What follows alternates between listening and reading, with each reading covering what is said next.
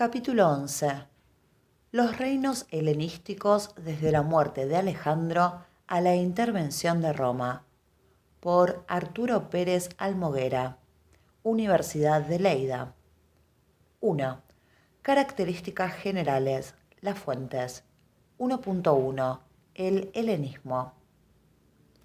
En lo que hace a la etapa que conocemos como helenística, la última de la historia de Grecia en la antigüedad, se conviene que su inicio resulta claro, auge macedónico y conquistas de Alejandro que hemos visto en el capítulo anterior, pero su final no lo resulta tanto, pues, aunque suele admitirse como tal el momento de la incorporación a Roma, con lo que no hay una fecha común, Grecia y Macedonia, así como Pérgamo, algo después del meridiano del siglo II, parte de Asia en la primera mitad del primero a.C., Egipto en la segunda mitad del mismo. Ello significaría solo el final desde un punto de vista político y no desde el cultural y artístico, que continúa con gran vitalidad no solo en lo que habían sido los reinos surgidos de la conquista greco-macedonia del Mediterráneo oriental, sino que afectará también a la propia Roma, que absorbiendo sus influencias formará parte de su civilización y por tanto de su imperio. El helenismo va a afectar a amplios territorios que tienen una larga y brillante historia de milenios, madura y desarrollada, la mayor parte de ello fuera de las áreas tradicionales de cultura o expansión griegas. Una interpretación simplista ha considerado que lo más notable de la etapa sería interpretarla como un intercambio cultural e incluso una fusión entre elementos griegos y orientales que comportaron una helenización de Oriente y una orientalización de los griegos. Ello sería cierto solo en determinadas parcelas, en especial la religiosa, y en ciertas zonas del variopinto mundo que constituía Oriente desde Mesopotamia a Egipto, como bien hizo notar C. Pro, pues el sentido de superioridad que los griegos tuvieron siempre con respecto a los bárbaros siguió prevaleciendo incluso cuando estos contaban con civilizaciones milenarias, lo que les hacía reacios a cualquier fusión. La documentación puede engañarnos a este respecto, por cuanto la epigrafía y los documentos oficiales están redactados preferentemente en griego, aunque no faltan los bilingües, sobre todo en Egipto, pero ello obedece no a que fuera la lengua más extendida, sino a que era la del poder, tanto político como económico, la de la corte, la del ejército y la de los comerciantes que habitaban los núcleos urbanos que constituían a modo de islas helénicas en amplios territorios habitados por indígenas que continuaban con su lengua y sus tradiciones y constituían la mayoría de la población. En todo caso, más que una civilización mixta, se produjo una cierta helenización sobre unos pueblos que no cambiaron sustancialmente sus características propias anteriores. Es cierto que esta etapa es la más cosmopolita de la historia de griega, pero es necesario colocarla en su justo término.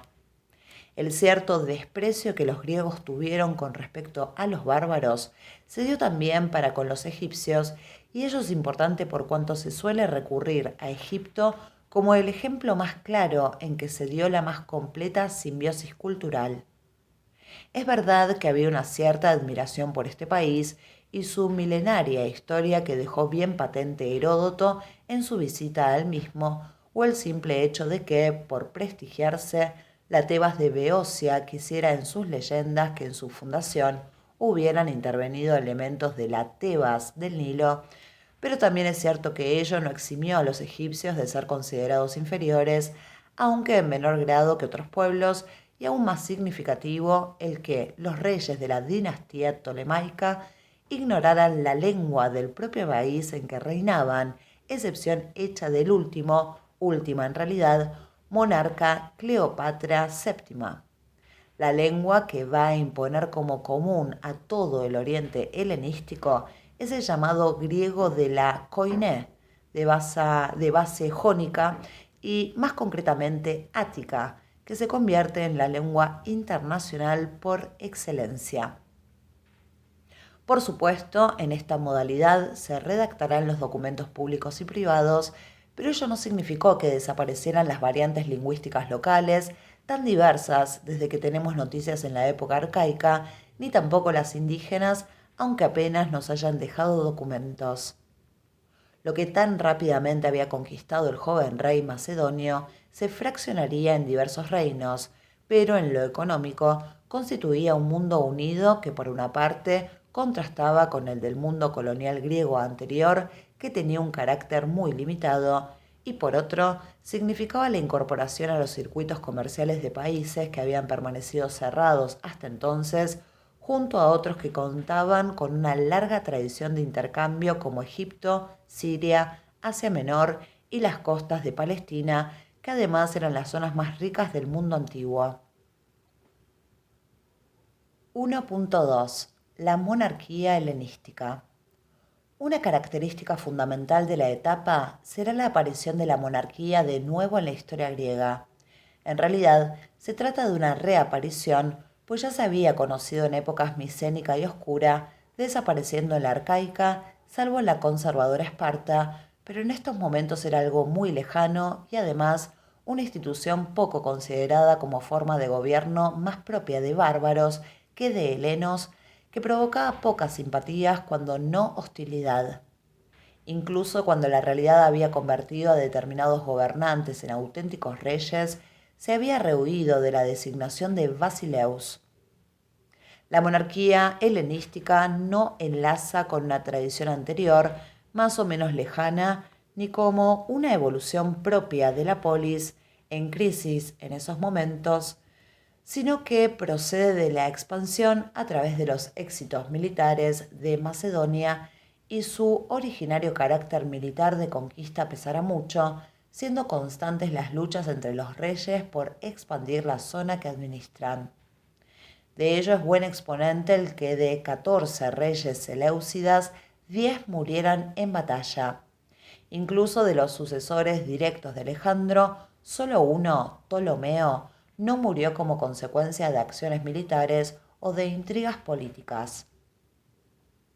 En Macedonia, la monarquía sí que era una institución activa, continuadora de una tradición en la que aún el rey venía a ser una especie de primus inter pares, aunque ahora se producirán intentos de homologación con las otras monarquías helenísticas.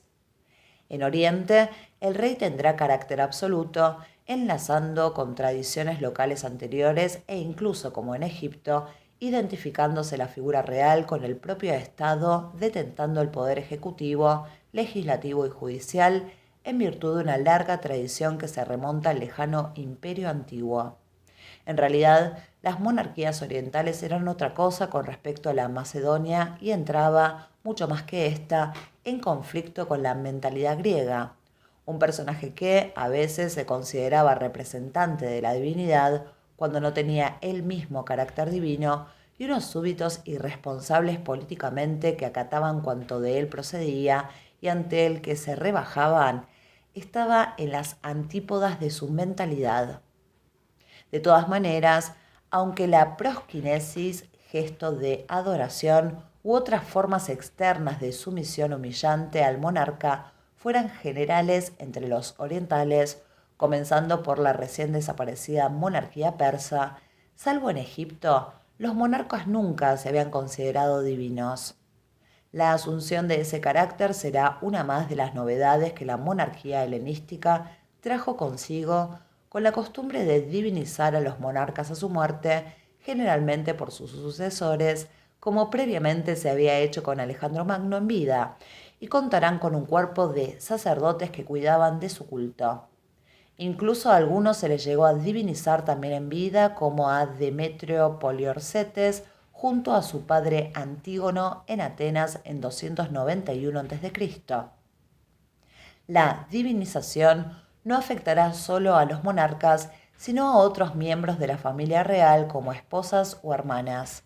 Será esta otra de las costumbres helenísticas que, como tantas, pasará al mundo romano, en que acaba siendo costumbre establecida ya con el primero de los emperadores. El rey helenístico será también el jefe de la religión y el papel será más o menos importante dependiendo del reino en cuestión y sus diferentes tradiciones. Permitirá que las ciudades le rindan culto, como lo rindieron también a sus fundadores o a personajes singulares que tuvieron un papel fuera de lo común en ella. Ello de por sí revelaba un cambio de mentalidad trascendental con respecto a la etapa clásica.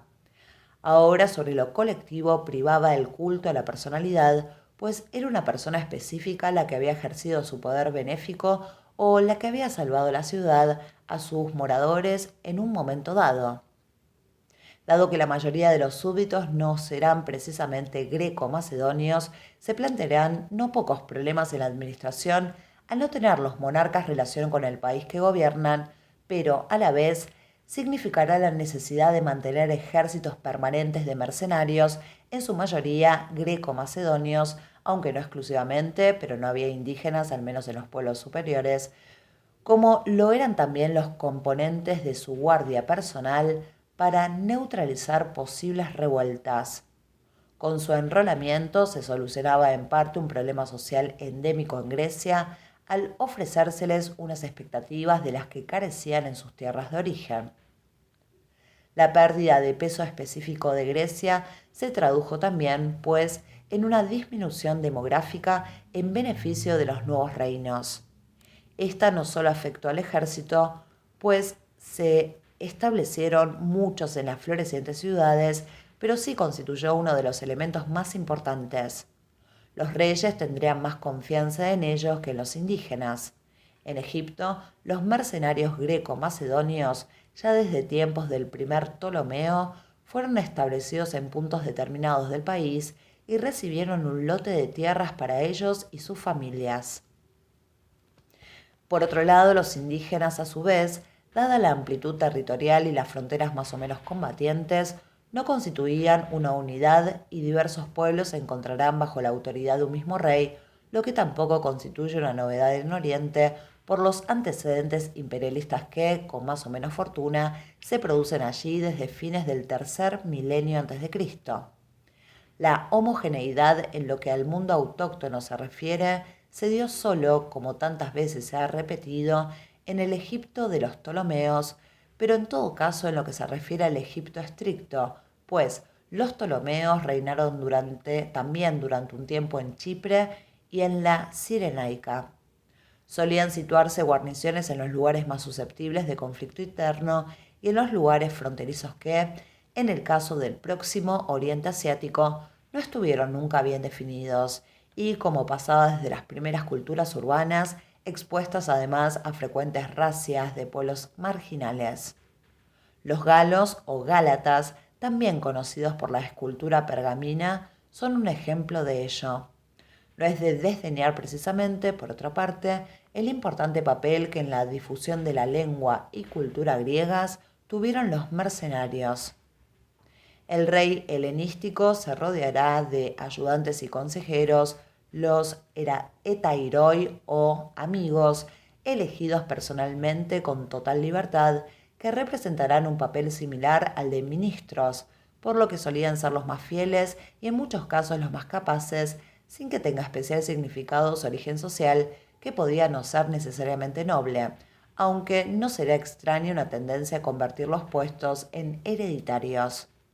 Los elegidos, eso sí, serán en su casi totalidad griegos, lo que añade otro elemento más a la lista de separaciones entre gobernantes y gobernados.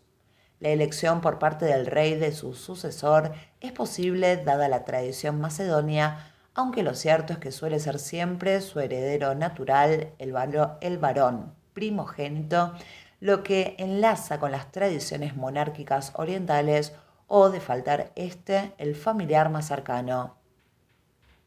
Es de destacar el importante papel que representaron las mujeres como esposas y reinas. La consorte podía no ser de sangre real y era escogida de varias maneras.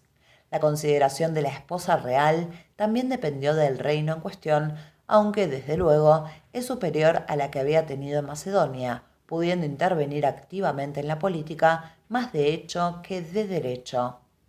Los seleucidas asociaron a sus esposas al trono, teniendo incluso el título oficial de hermana del rey, título honorífico que en absoluto ha de interpretarse como indicio de matrimonios consanguíneos como pudieran serlo en Egipto, donde desde Ptolomeo II el rey enlaza con la tradición de casarse con su hermana. Serán monarcas ricos por cuanto se trata de países que a su vez lo son, al par que su demografía es alta y que tienen un sistema impositivo y tributario bien organizado de antiguo. Además, la corona poseía un gran patrimonio territorial que convertía al monarca en el principal terrateniente del reino. 1.3. Las ciudades. Otro fenómeno nuevo es el de la aparición de grandes ciudades. La existencia de núcleos urbanos extensos es algo ajeno a la historia griega anterior. Alejandría, con sus casi 1000 hectáreas de extensión, era un caso especial como también lo fue Antioquía, con su calculado casi medio millón de habitantes, pero desde luego casi todas superaban con creces la media de 40 a 60 hectáreas, raramente 100, que tenían las ciudades griegas en la época clásica. Las de unas 300 hectáreas de media no fueron raras. Todas las importantes contaron con templos suntuosos, teatros, mercados, estoas, bibliotecas y otros edificios públicos que ocupaban lugares significados en el entramado callejero de planta hipodámica, muy bien aplicada a las características del terreno en cada caso. Estaban amuralladas y en su concepción se aplicaron nuevas técnicas poliorcéticas, siendo la más notable las torres de defensa que se situaban a intervalos. Las antiguas ciudades griegas, salvo las de Oriente, no pudieron en cuanto a extensión y monumentalización competir con las nuevas. Su población era básicamente griega o greco-macedonia, siempre lo era su cuerpo rector de ciudadanos, entre los que figuraban comerciantes e incluso banqueros, y a ella se trasplantaron las formas de gobierno características de la polis y sus elementos de paideia, que se concretaban sobre todo en el gimnasio, donde se impartía a los jóvenes una educación filosófica, musical y deportiva. A pesar de desarrollarse bajo regímenes monárquicos, en ellas las dedicatorias a los reyes son frecuentes, las ciudades aún conservaron una gran capacidad de decisión en su ámbito, resto del ideal que había representado la polis durante tantos siglos. No deja de ser paradójico que la cultura y los ideales griegos se difundan cuando las unidades políticas que las habían alumbrado estaban en crisis. Fueron siempre reacias a aceptar no griegos entre sus ciudadanos, constituyendo el baluarte más rotundo de la cultura helénica en Oriente, aunque, desde luego, ahora no se trataba precisamente de ciudades independientes. Sus rectores serán ahora básicamente los ricos comerciantes que mencionábamos en detrimento de la democracia, por cuanto se pierde el concepto de que la política había de ser atendida por todos los ciudadanos y los más pobres quedan fuera del manejo de los asuntos públicos. Muchas progresarán como consecuencia del amplio mercado comercial que se había abierto, al que ayudó la generalización de la moneda que acuñaron diversas ciudades, aunque algunos males endémicos que repercutirán negativamente en su economía, como la piratería en el Mediterráneo, no lograron ni mucho menos suprimirse. En ellas, conviviendo con la libre, abundará la mano de obra esclava por el extraordinario aumento del elemento servil que significaban las continuas guerras de envergadura. El esclavo deja de ser un lujo al alcance de pocos y su precio relativamente asequible redundará en el empobrecimiento general de la masa, a la que desplaza en parte de sus puestos de trabajo en talleres y en el campo, donde aún será más abundante. Los propietarios que pueden los comprarán y ocuparán lugares de trabajo hasta entonces desempeñados por la gente libre, contribuyendo al empobrecimiento generalizado de los más desheredados. 1.4. Las fuentes escritas, los historiadores. Se ha señalado, M.I. Finley, que en general los griegos de la antigüedad mostraron escaso interés por la historia como ciencia, por explicar ésta solo hechos particulares y no modelos generales válidos en todas las ocasiones, y ello a pesar de contar con notables historiadores desde el siglo V a.C. La primera obra específica sobre cómo escribirla se produjo en un momento tan tardío como es la segunda mitad del siglo II después de Cristo, obra que hay que adscribir a la cultura helenística, aunque bajo el Alto Imperio Romano, debida a Luciano de Samosata. Ese desinterés parece cobrar especial significado en los siglos que tratamos, en que los escritos históricos dejaron grandes lagunas tras la abundante producción alusiva a la singular figura de Alejandro Magno.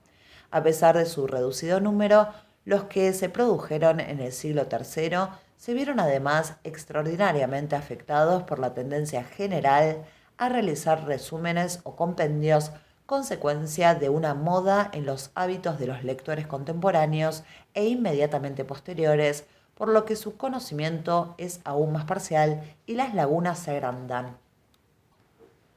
Los textos son pues breves, incompletos y a veces contradictorios. Con todo, la obra más señalada es la de Justino, historiador quizá del siglo II después de Cristo, aunque se discute su cronología y puede ser algo posterior, autor de las Historiae Philippicae, que nos transmite un resumen de la más importante obra perdida de Trogo Pompeyo del siglo I después de Cristo, que trataba esencialmente de la historia de Macedonia en tiempos de Filipo II, pero no solo. Los libros 11 al 44 abarcan un dilatado espacio de la historia de Oriente y Occidente hasta Augusto. Es de lamentar la cantidad de errores y contradicciones que contiene, además de una ausencia tan importante como es la cronología.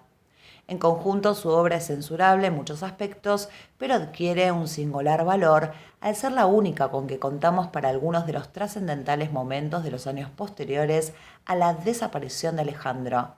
No obstante, historiadores los hubo y no pocos, a pesar de las citadas lagunas, pero su obra se ha perdido totalmente, destacando entre los mismos Filocoros de Atenas, que proporcionaba informaciones de su ciudad, o Jerónimo de Cardia, del siglo III a.C., contemporáneo por tanto de la etapa que nos ocupa, que trató de los sucesos posteriores a la muerte de Alejandro. Jerónimo fue soldado y político bajo Filipo. Alejandro, Antígono I, Demetrio Poliorcetes y Antígono Gónatas, lo que haría su obra especialmente valiosa de haberse conservado. El mejor y más completo historiador cuya obra se conserva es Polibio, aún contemporáneo de reinos helenísticos independientes, aunque en los momentos en que Roma ha intervenido ya en sus asuntos. Polibio llegó a Roma en calidad de rehén tras la derrota de Perseo en Pydna en 168 y, consecuencia de ello, su interés se centró en historiar el ya importante imperio romano, pero tampoco se desocupó del mundo helenístico. No podía ser de otro modo si intentaba explicarse la conquista del mundo griego por Roma. El gran inconveniente es que se interesa por los acontecimientos acaecidos a partir del 220 y su utilidad para los primeros 80 años del siglo III es por ello escasa. Importante es también Diodoro de Sicilia como transmisor de noticias hoy perdidas de otros autores en su biblioteca histórica, que abarcaba los acontecimientos de muchos siglos hasta los contemporáneos suyos en 40 libros, de los que han llegado 15 hasta nosotros. Los libros del 18 al 20 son los que afectan a la etapa. Su relato es de interés en lo que se refiere a los diádocos, además de transmitirnos extractos de otros autores. Su viaje al Egipto, aún bajo los Ptolomeos, en su época, aunque tutelado por Roma, le hizo conocer de primera mano otros datos. Plutarco, el autor entre otros escritos de las conocidas vidas paralelas, que vivió en la segunda mitad del siglo I después de Cristo y los 2 primeros decenios del siguiente, entre otros lugares en Egipto y Asia Menor, incluye entre los biografiados a varios que nos afectan: Pirro, Demetrio Poliorcetes, Foción, Eumenes, Arato, y aunque se tratan en otro apartado de este tomo, para la incorporación del mundo griego a Roma, Flaminino o Paulo Emilio, que representan el final del mundo helenístico independiente.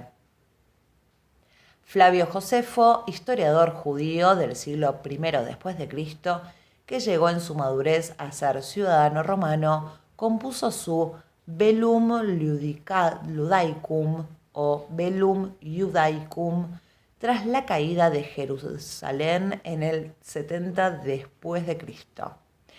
En la misma trataba de los acontecimientos desde 2 siglos antes del suceso, siendo Judea una parte tan importante y singular del reino de los Seleucidas. El interés es grande a pesar de su limitación a tan concreto espacio geográfico.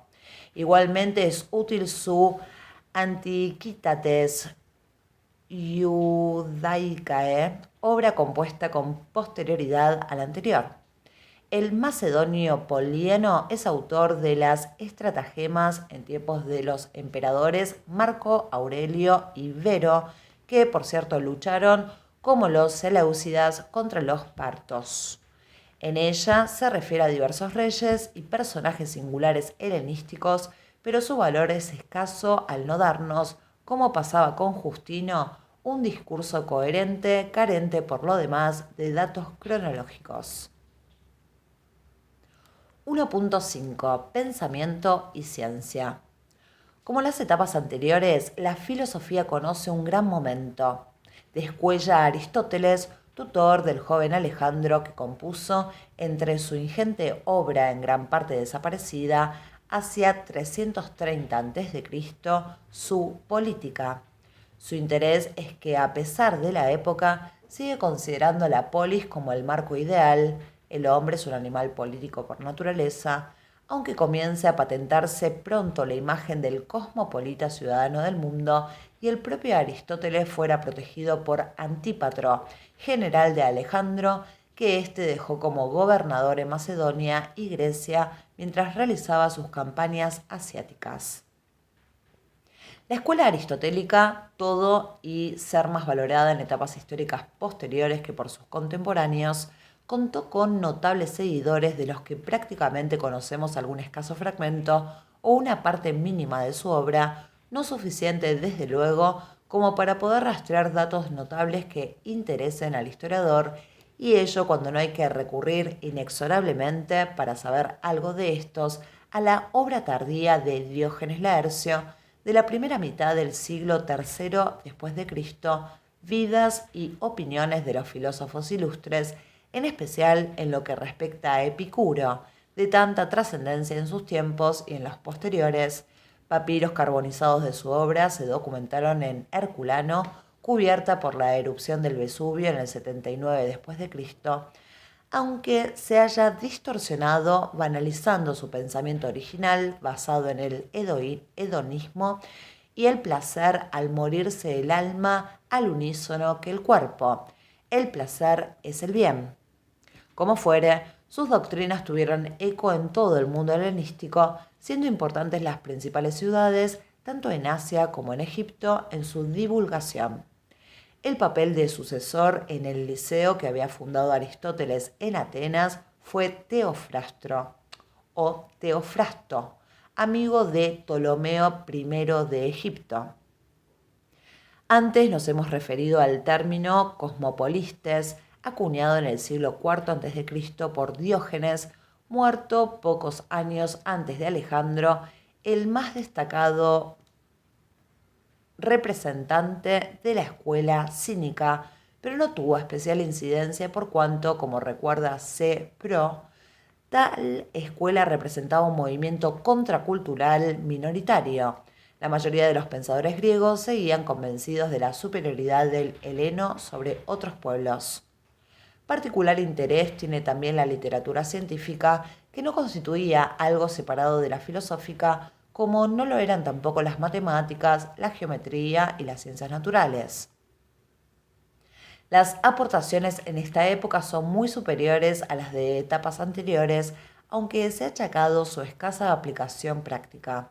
No es cuestión de incidir aquí en la extraordinaria aportación de esta época, sin paralelo en toda la historia griega, pero sí al menos mencionar a Aristarco de Samos, quien sostuvo que la Tierra giraba en torno al Sol con otros planetas, a Heráclides del Ponto, que giraba sobre su eje, o a Eratóstenes de Cirene, que los mares eran uno solo.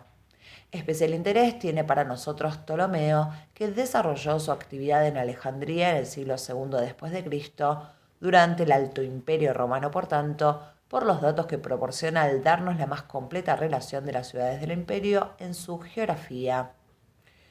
Geographicae Hypaegesis, incluidas las hispanas con su latitud y longitud, pero ello evidentemente afecta a una etapa histórica posterior a la que tratamos. Ptolomeo cayó, no obstante, en varios errores que han lastrado la ciencia durante siglos, especialmente su consideración de que la Tierra era el centro del universo. Euclides destacó en matemáticas y geometría y Arquímedes en física, mientras en medicina lo hizo Herófilo de Calcedonia, quien descubrió la circulación de la sangre.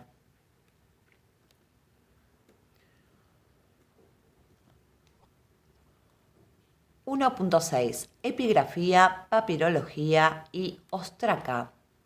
La epigrafía conservada en los diversos reinos es básicamente griega, como corresponde a unos documentos que son sobre todo abundantes en las ciudades nuevas o no. Un buen conjunto proceden de ciudades ya con larga historia como las microasiáticas, en inscripciones honorarias y conmemorativas, y ello a pesar de que en los territorios conquistados había documentación escrita desde hacía más de 2 milenios y de que entonces la lengua egipcia o el arameo eran auténticas lenguas internacionales ampliamente difundidas. La epigrafía nos proporcionará datos de interés para colectividades específicas, pero en ningún caso una información comparable a la romana del Alto Imperio. En la etapa que tratamos, no se han generalizado las inscripciones funerarias, que son las que nos permiten el estudio de una sociedad concreta con bases sólidas. Aunque circunscrita a Egipto, donde es un soporte tradicional para diversa suerte de escritos, la papirología merece un lugar especial. Los papiros aparecerán en su mayor parte en lengua griega, aunque también los hay en demótico y en arameo, lengua esta última de gran difusión en Siria, Palestina en esa época, y presentarán la ventaja de ofrecernos documentos privados. En su mayor parte proceden del Alto Egipto, región eminentemente agrícola y alejada de Alejandría, la capital, cuyo clima húmedo no ha permitido la conservación, con lo que, una vez más, no han llegado a nosotros los documentos procedentes de la región más activa del país en su proporción real. De hecho, los hallazgos de papiros en el Bajo Egipto son excepcionales, preservados en realidad por casualidades, y cuando allí se producen, generalmente se encuentran muy deteriorados.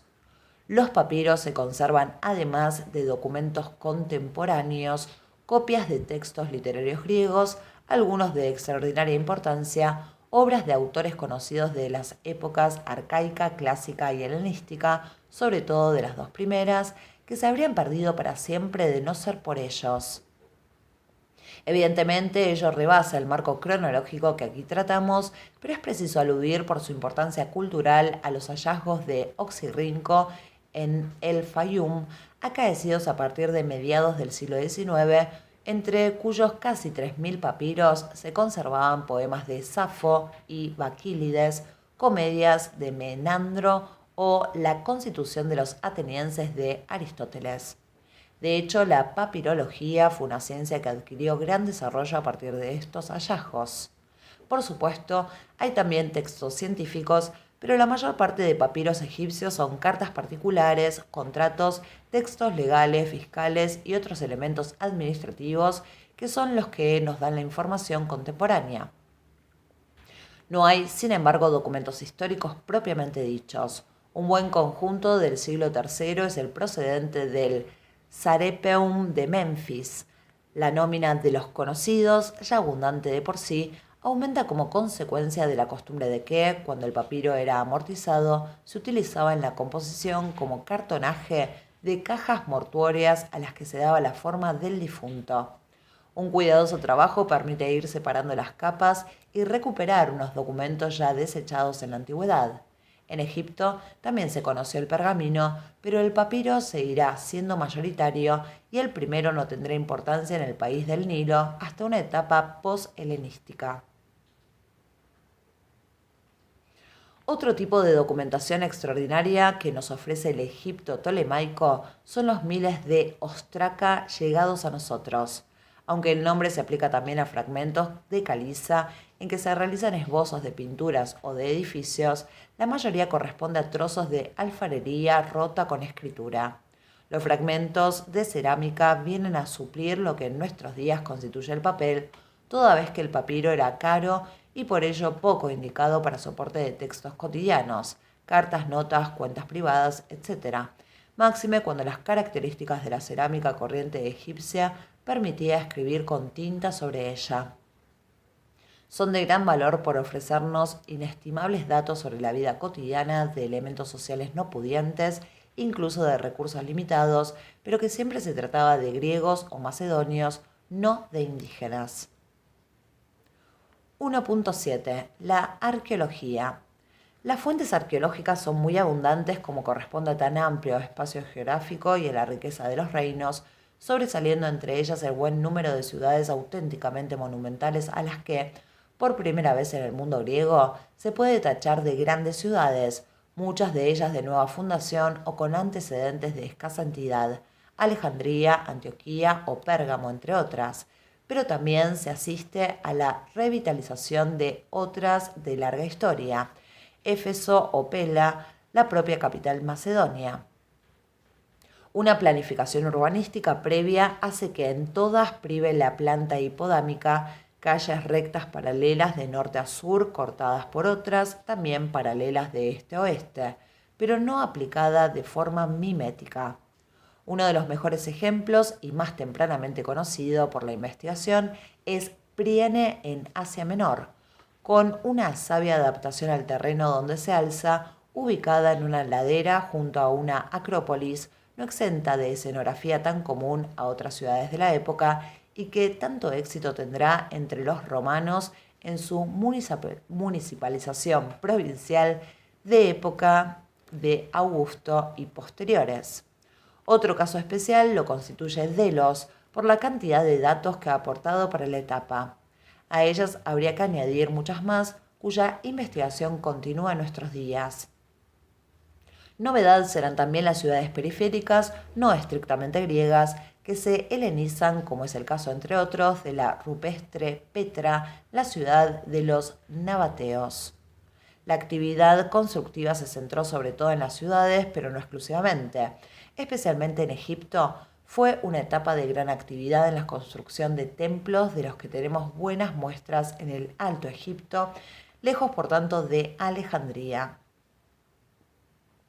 Es un gran momento no solo del urbanismo y la arquitectura, pues también lo es de la escultura, las artes menores y la musivaría, destacando el papel que en los estudios arqueológicos juega la cerámica como elemento indicador de líneas de comercio, sobre todo en lo que hace a las ánforas, el envase por excelencia.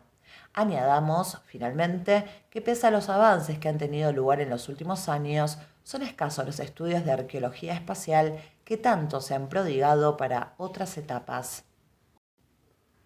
2. El Mediterráneo Oriental tras Alejandro. 2.1. La situación hasta el pacto de Triparadiso. A la muerte de Alejandro, Pérdicas, lugarteniente del mismo y uno de los estrategas más capaces que ya había servido con su padre, ejerció una suerte de coordinación entre los distintos generales que asumieron el gobierno de los amplios territorios conquistados, toda vez que parece que Alejandro no había nombrado un heredero de todo el conjunto y solo tenía una hija, si bien nacería un hijo póstumo de Roxana, Alejandro Aegos. Pérdicas ejerció de regente de Filipo III Arridio, hermanastro de Alejandro, carente de cualquier aptitud para reinar por su deficiencia mental, pero un par de años después, en 321 a.C., moriría violentamente en Egipto cuando marchaba contra Ptolomeo. Otro general, Crátero, también hombre de confianza del monarca macedonio, se convirtió en el auténtico dueño de la situación y por ello en el primer verdadero sucesor de Alejandro, pero en realidad lo hacía en nombre de los auténticos herederos, el hijo póstumo y el hermanastro del Magno. Crátero desaparecería poco después tras su derrota a manos de Eumenes, general de Pérdicas en Asia Menor. Los llamados diádocos se disputaron entre sí los diversos territorios durante una larga etapa densa en enfrentamientos y litigios sin que hubiera ninguno capaz de imponerse a los demás y mantener unido el amplio marco geográfico que compartían la herencia real. Antes del acuerdo de Triparadiso de 321 a.C., en que se procedió más de una década después de la muerte de Alejandro y tras la desaparición de Pérdicas y Crátero, a la reestructuración del territorio cuyo dominio abarcaba todo Asia, aunque se trataba de un dominio más teórico que real, al pervivir buen número de satrapías. Antípatro se había beneficiado de Macedonia y Grecia, siendo aceptado como regente, mientras Ptolomeo lo hacía de Egipto, Antígono Gónatas de buena parte de Asia Menor, en la que estaban incluidas las antiguas ciudades griegas de la costa mediterránea, mientras Lisímaco se hacía cargo de Tracia, en realidad sobre el papel, porque de hecho escapaba de su poder al haberse independizado, y finalmente Eumenes del centro de Asia Menor y de la aún no dominada Paflagonia, región montañosa al sur del Mar Negro. 2.2. El pacto de Triparadiso y la batalla de Ipso. Como consecuencia del pacto, Antígono continuaría conservando su territorio, añadiendo el de Eumenes, al que hizo matar en 316 a.C., tras vencerle en Gabiene, mientras Seleuco se haría cargo de Babilonia, que le sería arrebatada por Antígono Monoftalmo, también en 316 a.C. Regresó posteriormente a sus dominios en 312 a.C., tras la derrota de Demetrio Poliorcetes en Gaza. Seleuco, hijo de Antíoco, que había participado en la coalición contra Pérdicas, controló Mesopotamia y al este casi hasta el valle del Indo, incluyendo las regiones de Sogdiana, Bactriana, Paropamiso, Aracosia y Gedrosia. De hecho, ninguno de los diádocos se coronó rey, sucediendo a Pérdicas como regente Antípatro. La muerte de este 2 años después sería decisiva. En Macedonia se produjo una lucha abierta entre Casandro, hijo de Antípatro, y Poliperconte, que había sido elegido sucesor por él mismo y que finalmente huyó a Asia. Filipo Arriedo, el hermanastro de Alejandro, fue eliminado y también, como antes indicaba, lo fue Eumenes. Antígono, afianzando su poder en Grecia, parte de Asia Menor y Siria, intentó aumentar sus territorios, cosa que también hizo Ptolomeo desde Egipto, produciéndose un choque de intereses entre ambos. Un tiempo después se reconoció a Casandro la tutela de los intereses del hijo de Alejandro y Roxana, a los que tenía presos en Macedonia y Grecia, pero hizo eliminar a ambos en 310 a.C., con lo que se rompía la línea legítima del trono. Desaparecido así el obstáculo legal, los que se afianzaron en el poder de sus territorios pudieron proclamarse basileus antes de finalizar el último decenio del siglo. Siguió no obstante la pugna macedonio-egipcia, en el primer caso representada por Demetrio Poliorcetes, hijo de Antígono, que había adoptado el título de rey, y en el segundo continuando Ptolomeo que, como el anterior y como Seleuco, Lisímaco y Casandro, también tomó el título de rey. Ambos ambicionaban, entre otros dominios, las islas de Rodas, que finalmente quedó para el macedonio. El año 301 a.C. será capital para la conformación de los nuevos reinos. En este tuvo lugar la batalla de Ipso, en Asia Menor, donde sufrió una derrota Antígono, asesinado inmediatamente después frente a Casandro. Lisímaco y Seleuco coaligados, con el resultado de que Seleuco quedaba como dueño del norte de Siria, Babilonia e Irán, mientras Lisímaco lo hacía de gran parte de Asia Menor y Tracia. A un hermano de Casandro, Pleistarco, se le adjudicó el sur de Asia Menor.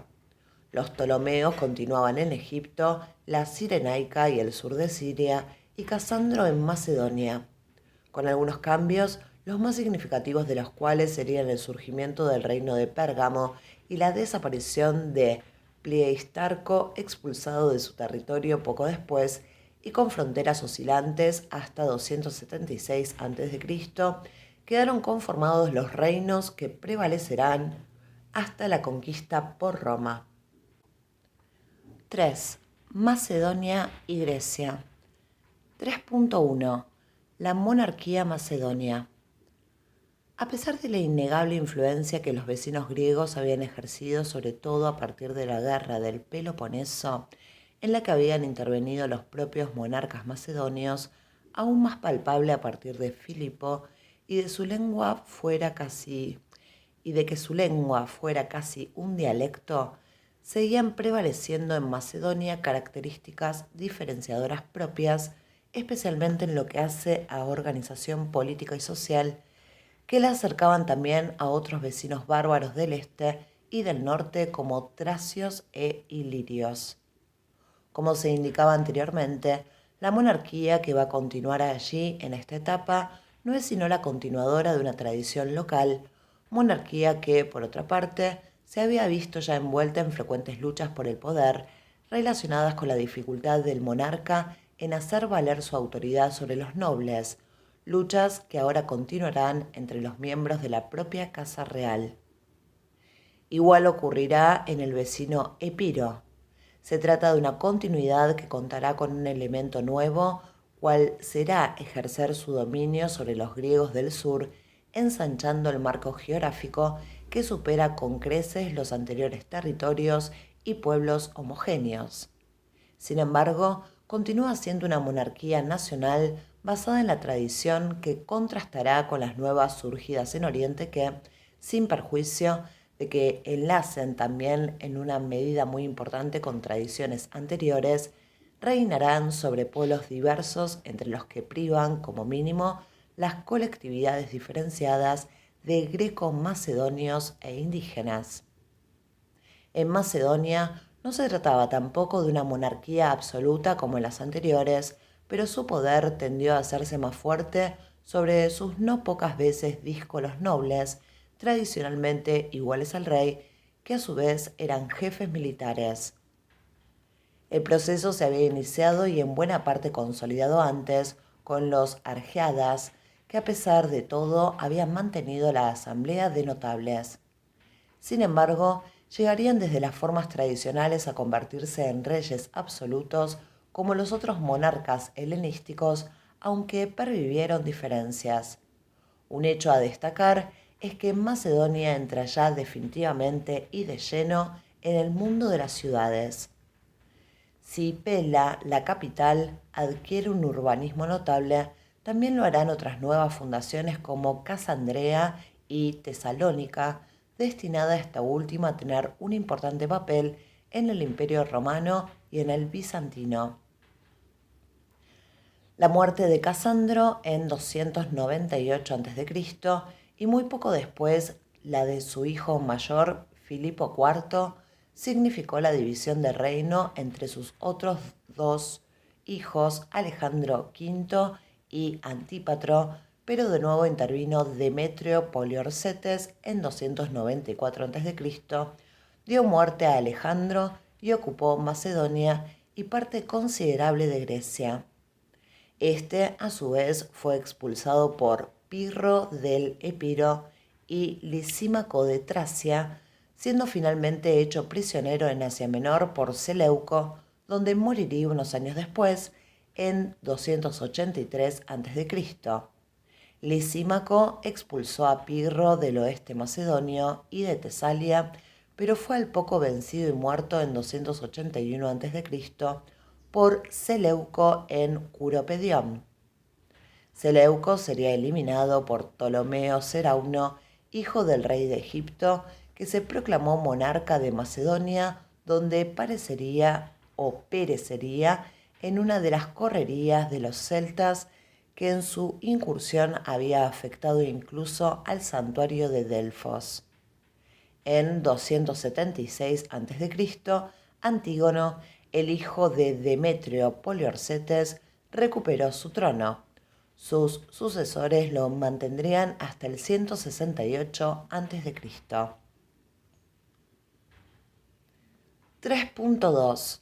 Las poleis griegas bajo la dinastía macedonia, Atenas y Esparta. Las ciudades griegas, hostiles a la casa real macedonia y celosas de su independencia, habían saludado la muerte de Alejandro como una posibilidad de liberación y en buen número se sublevaron, siendo reducida la oposición por Antípatro y volviendo al control de Macedonia. Sin embargo, ello no significó ni mucho menos la desaparición de las peculiaridades propias de cada poleis, bien que se instalaran en algunas guarniciones macedonias para asegurar la fidelidad, como en Atenas, que había recibido con alborozo la muerte de Alejandro, al par que combinaba al resto de los griegos a rebelarse, hallando eco en muchas ciudades y constituyéndose una liga para ese fin suficientemente sólida, pero con las ausencias notables de Esparta y de Tebas. La federación tuvo algunos éxitos iniciales antes de ser vencida por Antípatro. Para Atenas, ello significó el final de lo que aún le restaba de su anterior poderío, pero siguió manteniendo sus instituciones e incluso, al menos sobre el papel, la democracia, al par que también seguiría gozando de su prestigio cultural durante siglos, pero ya no era comparable al de Alejandría o al de Pérgamo. Desde entonces no contaría en el panorama político general de su época, pero tampoco jugaría un papel importante en el económico. El antaño activo puerto de El Pireo ha dejado de serlo, aunque tras la intervención romana aún conocerá un cierto papel como exportadora de obras de arte y sobre todo reproducciones de las más famosas esculturas clásicas y helenísticas. Esparta también mantuvo una amplia autonomía y continuó su añeja monarquía, que incluso pretendió una regeneración en el siglo III con Agis IV, que en contra del otro rey, Leónidas II, intentó volver a la antigua organización social y económica de Licurgo, distribuyendo tierras y admitiendo nuevos ciudadanos, obra que continuó su sucesor, Cleómenes III, que murió asesinado. Volvería a intentarlo a fines del siglo Nabis, que también moriría asesinado. Otras ciudades, como Rodas, vivieron aún importantes momentos que se mantuvieron hasta que los romanos propiciaron el puerto franco de Delos en 167 a.C. Las ciudades griegas siguen, pues, con sus ideales de independencia tradicionales, lo que no permitían los nuevos tiempos, sino en pequeña medida. La nueva situación propició la aparición de evergetismos locales que después serían también característicos de las ciudades romanas y las asociaciones de varias de ellas en una especie de federaciones en que se reconocía la primacía de una determinada, lo que no siempre se cumplía permaneciendo en pie de igualdad. Según E. Will, toda Grecia, a excepción de Atenas y Esparta, se había convertido en un país de estados federales. Destacaron por su entidad la Liga Aquea, creada en 280 y formada por las principales ciudades del norte del Peloponeso y otras cercanas como Mégara, enfrentada básicamente a Esparta, y la Liga Etolia en la región septentrional. Se conviene en que la caída demográfica de la antigua Grecia continental y las islas del Egeo continúa en estos siglos, aunque no es fácil precisar hasta qué punto. Para griegos y macedonios sin recursos o con pocos, se abre sin embargo ahora una posibilidad, cual es el enrolarse en los ejércitos como mercenarios o emigrar a las grandes ciudades de Asia o Egipto que ofrecen más oportunidades. Económicamente toman la delantera el país del Nilo y el reino de los Seleucidas. Sin embargo, como indicábamos, el prestigio de las poleis se mantiene, como se mantendrá incluso esplendoroso el de los viejos santuarios panhelénicos que, en una medida u otra, lo conservarán hasta el triunfo del cristianismo en el Bajo Imperio romano, en que aún se celebrarán los conocidos Juegos en Olimpia y aún quedaban en Delfos o Delos restos de su veterano prestigio. Los monarcas helenísticos dejarán constancia en ellos de su poder en forma de ofrendas y monumentos. 3.3. Delos. La isla de Delos nos proporciona una información muy superior a la de otros lugares por su característica de puerto franco, desde los últimos decenios del siglo II, que propició la instalación en la misma de ricos comerciantes, de los que se nos ha conservado un buen conjunto epigráfico que nos informa sobre aspectos económicos, al par que la arqueología nos muestra la riqueza de sus residencias.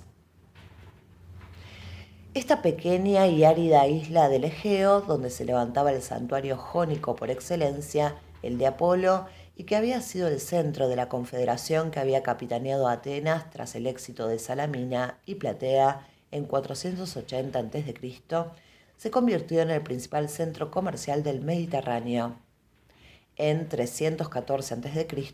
se liberó el poder ateniense, al que volvió por imposición romana en 166 a.C., y es entonces cuando se convierte en puerto franco, ocupando el papel relevante que hasta ese momento ostentaba Rodas.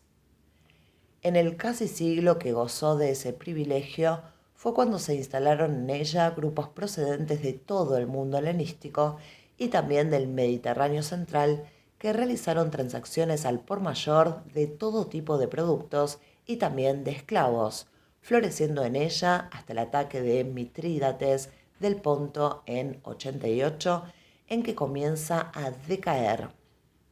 Delos es, en efecto, un caso muy concreto y específico, pero de primordial interés por cuanto lo que por ella se conoce nos proporciona un indicio de lo que debió de ser la situación general de la época en el orbe helenístico. Los datos de su investigación nos indican dos características importantes desde el punto de vista socioeconómico. La aparición de este reducido pero importante grupo que, ya hemos mencionado, cuya riqueza, evidentemente, no procede del patrimonio familiar basado en la posesión fundaria, la que de siempre se consideraba noble, sino del comercio y la banca, y paralelamente a ello el crecimiento de un cierto proletario cada vez más pobre. De hecho, la riqueza de los comerciantes no es algo nuevo en el mundo griego. Lo sabía desde los tiempos precedentes a las primeras colonizaciones, pero ahora será un grupo más numeroso y su mentalidad sufrirá también un gran cambio. Si son más, es simplemente consecuencia del aumento de posibilidades que proporciona la incorporación de los ricos países del Mediterráneo oriental y la no existencia en el plano comercial de fronteras. Además, no se trataba de un comercio con países bárbaros, sino que sus dirigentes eran griegos o greco-macedonios, para ser más precisos. La nueva mentalidad se concreta en el ideal de vivir con un lujo desconocido hasta el momento, de lo que son testimonio arqueológico las residencias privadas de las que Delos nos ofrece un muestrario sin paralelo. Si hasta el siglo IV a.C. las casas eran relativamente simples y uniformes, ahora las ricas se desarrollarán en torno a un peristilo, perístulos o patio interior, y las estancias se decorarán con materiales nobles, mármol, se pavimentarán con mosaicos de teselas y se amueblarán con piezas artísticas en las que se combina madera y bronce, y con copias de esculturas famosas que dejan de ser patrimonio exclusivo de templos y edificios oficiales. Sus propietarios constituirán además los grupos dirigentes. En lo que respecta a los más pobres, resultan reveladoras las cuentas de los templos de Delos que nos ha conservado la epigrafía. ella nos informa que los lapicidas cobraban a fines del siglo IV a.C. un dracma por cada 100 a 130 letras, mientras en el siglo I cobraran lo mismo por cada 300, y no hay motivo para pensar que la vida fuera más barata entonces. Un obrero especialista, o en el caso femenino, una flautista, cobraba 120 dracmas anuales y años después solo 90. Se supone que, en general, en la etapa helenística, la alimentación mínima de una persona al año suponía un gasto de 90 a 150 dracmas anuales. No solo en Delos, sino en toda Grecia y en una u otra medida en Egipto y Asia, parece haber un empobrecimiento generalizado en el siglo II con respecto al anterior, que se manifiesta también en una disminución demográfica consecuencia de guerras y enfermedades, circunstancias quizá exageradas por el historiador Polibio. 3.4. Epiro. Caso interesante es el de Epiro, reino marginal a Grecia como Macedonia, bien que allí se encontrara uno de los más célebres santuarios panhelénicos, el de Zeus en Dodona, aunque nunca igualó en riqueza al de Delfos o al de Olimpia. Del Epiro era Olimpia, la madre de Alejandro, y ya entonces en adelante su historia parece ligada a la de Macedonia. No era, sin embargo, un reino homologable al último por la diversa composición étnica de sus habitantes, siendo los molosos los más importantes, pero no la mayoría. También la monarquía entroncaba allí con una tradición anterior, pero menos consolidada que entre los macedonios, derivada del hecho de que era un fenómeno más tardío en un territorio que carecía, decíamos, de la clara uniformidad poblacional de estos. Como fuere, el personaje más importante epirota de la etapa es Pirro II, señalado defensor de la causa griega, que fue el primer monarca de tierras helenísticas que declaró la guerra a Roma. 4. Asia. 4.1. La complejidad de los territorios asiáticos. Asia es el reino menos homogéneo de los tres en que queda finalmente dividido el patrimonio de Alejandro. Sus rasgos distintivos son pues consecuencia principalmente de su heterogeneidad. Abarcaba casi todo el Próximo Oriente y una importante parte de Oriente Medio, con zonas que habían sido hititas, babilonias, el solar de las primeras civilizaciones urbanas mesopotámicas, cananeas, persas, fenicias, hebreas y aún las de más al este y norte de las mismas. La diversidad y amplitud hicieron que sus fronteras fueran muy fluctuantes, lo que es especialmente patente en las regiones orientales que marcaban a su vez los límites del helenismo. A partir de un determinado momento, el reino de Asia se confunde con el norte de Siria, donde estaría su ciudad capital, Antioquía, junto al Orontes, surgiendo a su oriente principados independientes o semi-independientes.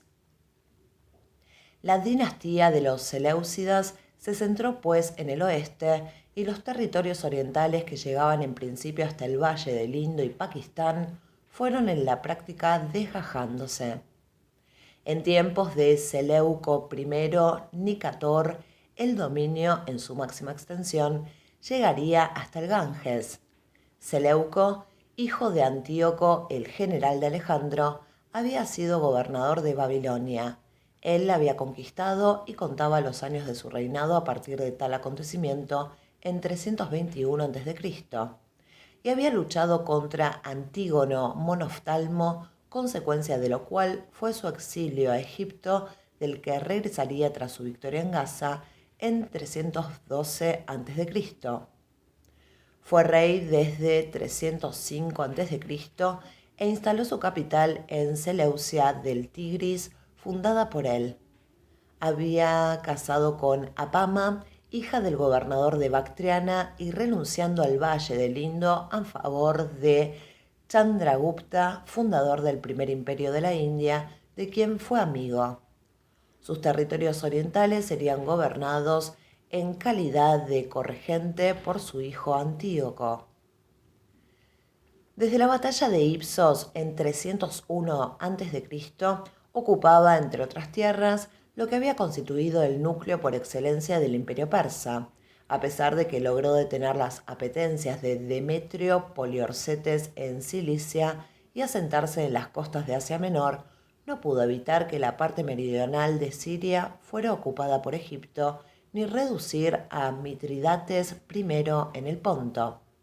Su sucesor, Antíoco I Soter, el Salvador, derrotó a los gálatas, pero a su vez hubo de renunciar a Cilicia, a la costa de Fenicia y a una ciudad tan importante como Mileto, en Asia Menor, de nuevo a favor de Egipto, al par que Eumenes I de Pérgamo se independizaba de hecho.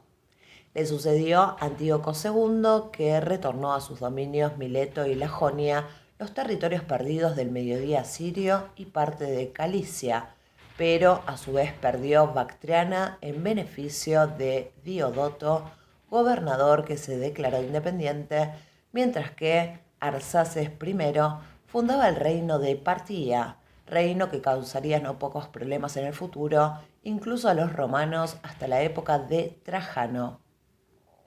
En Bactriana, los sucesores de Diodoto ampliaron el nuevo reino antes de que también concluyera, fragmentándose después de la ocupación escita.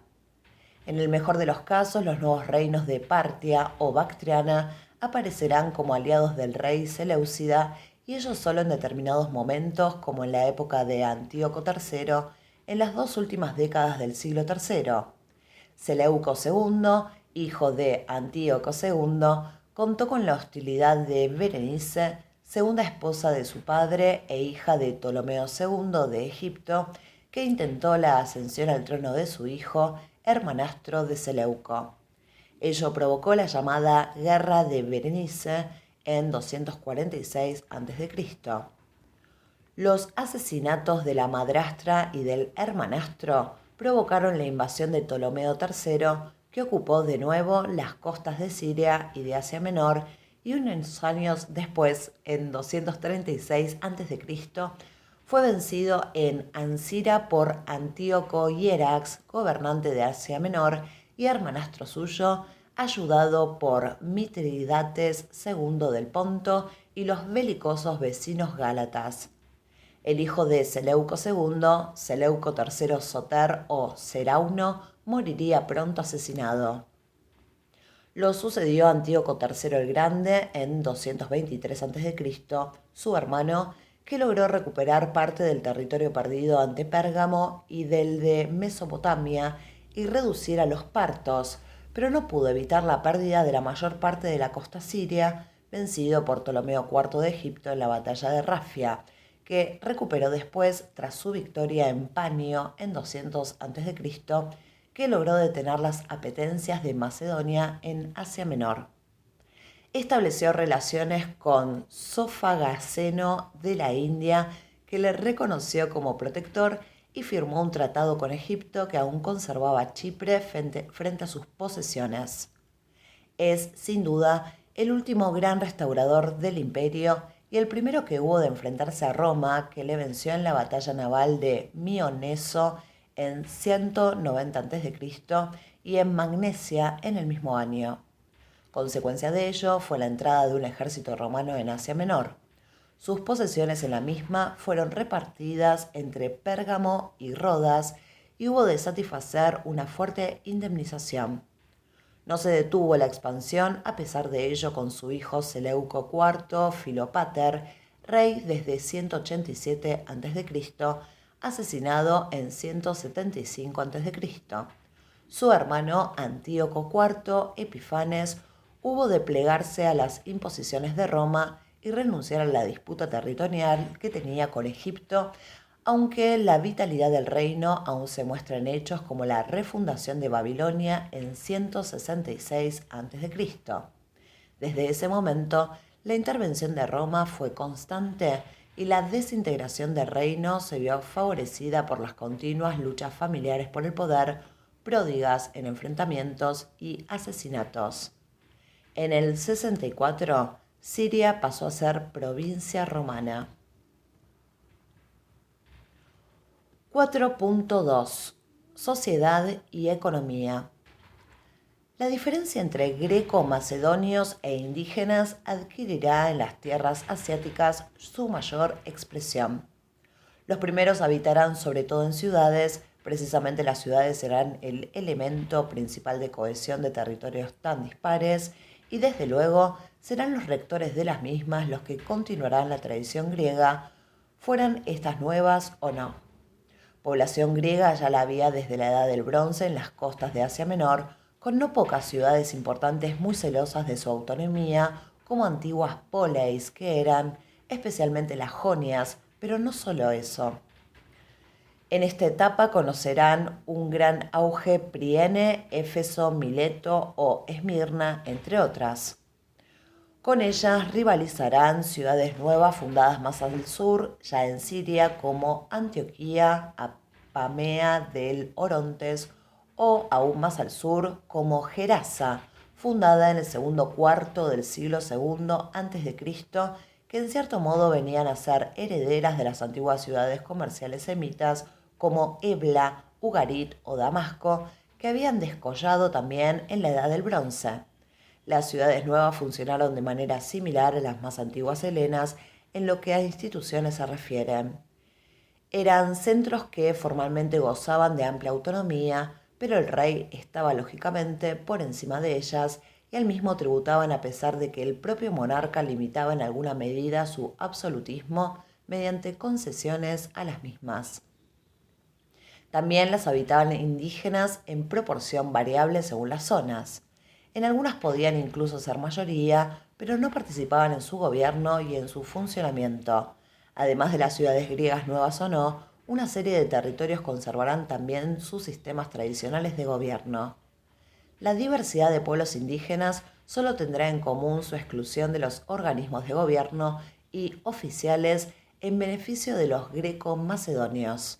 El territorio se dividió, conforme a la organización del recién desaparecido Imperio Persa, en satrapías, al frente de cada una de las cuales también se encontraba generalmente un estrategos, lógicamente greco-macedonio como los otros cargos, pero estas, a su vez, se dividieron en eparquías o distritos de menor extensión e hiparquías que comprendían varios núcleos poblacionales o uno solo.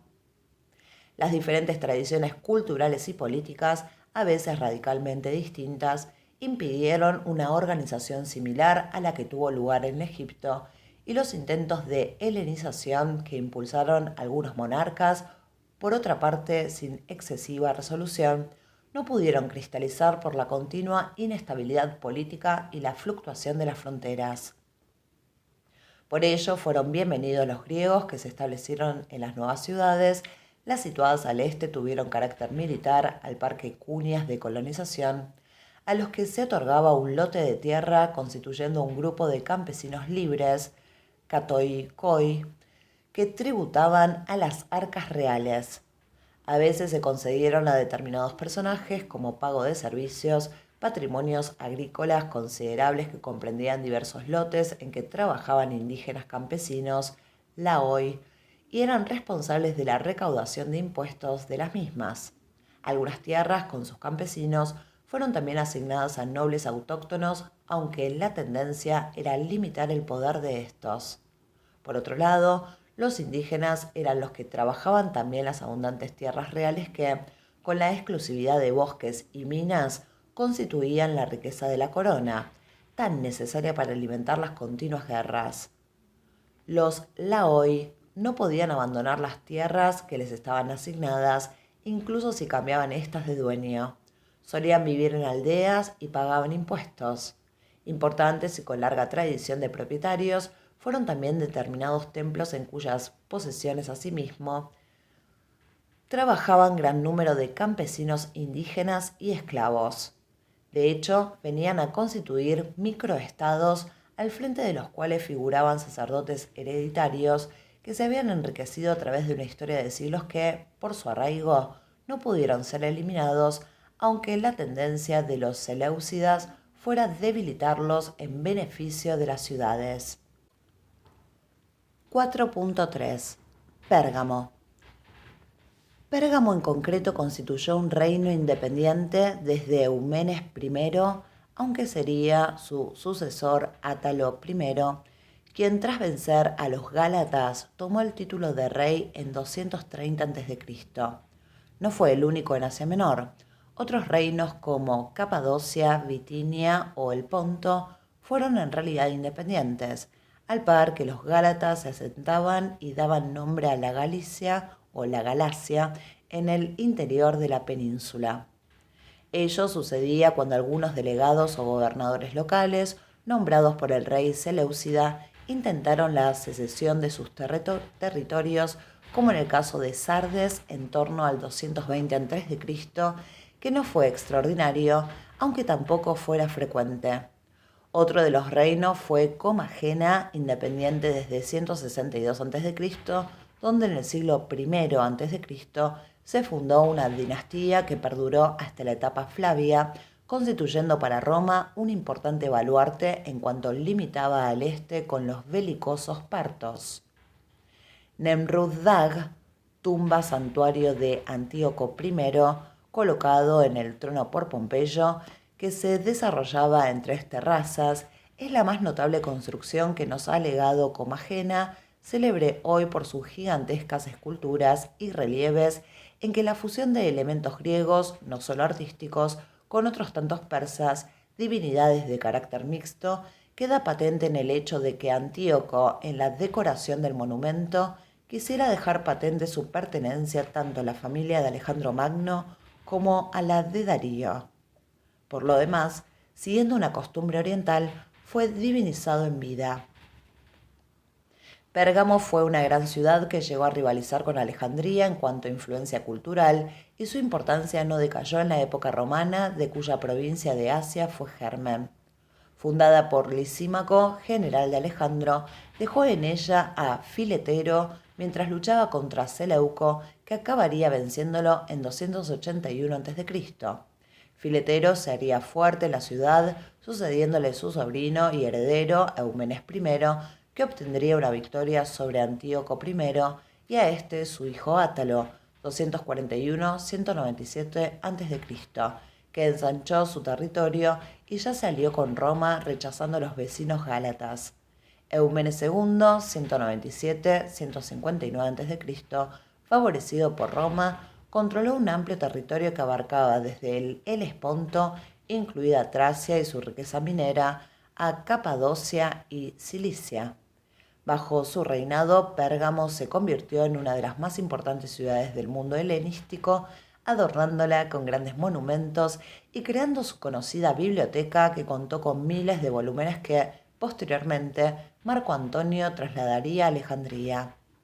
La capital egipcia, para evitar la competencia, había prohibido la exportación de papiro, lo que propició en Pérgamo la elaboración de un nuevo soporte de escritura que llevaría el nombre de la ciudad, el pergamino.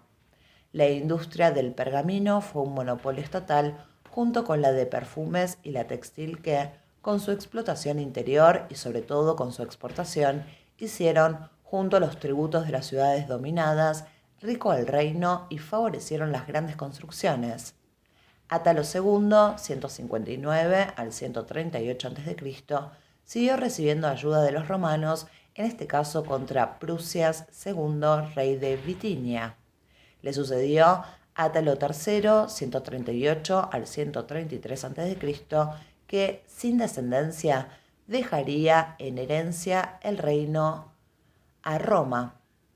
Esta, con su territorio, constituiría en 129 a.C. la provincia de Asia, con capital en Éfeso, que había pertenecido al reino de Pérgamo desde 200 a.C. 4.4. Judea. Judea, por su ubicación geográfica disputada entre Seleucidas y Ptolomeo, constituyó un caso aparte por su singularidad religiosa.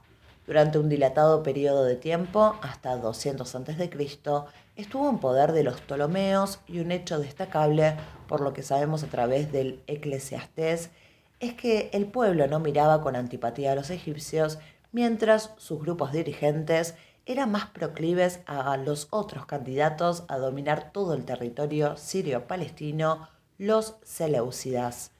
De hecho, la presencia egipcia obedecía a una tradición de dominio en Siria y Palestina que se remontaba a tiempos de Tutmosis III en el Imperio Nuevo.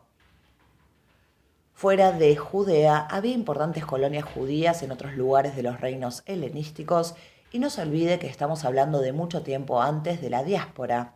Una colonia importante fue la de Alejandría, que llegó a contar con sus propias leyes locales frente a las de los grecos macedonios y otras comunidades que convivían en la gran ciudad con su magistrado representativo. Allí se produjo la traducción al griego del Antiguo Testamento y en el siglo I la del Ecclesiasticus.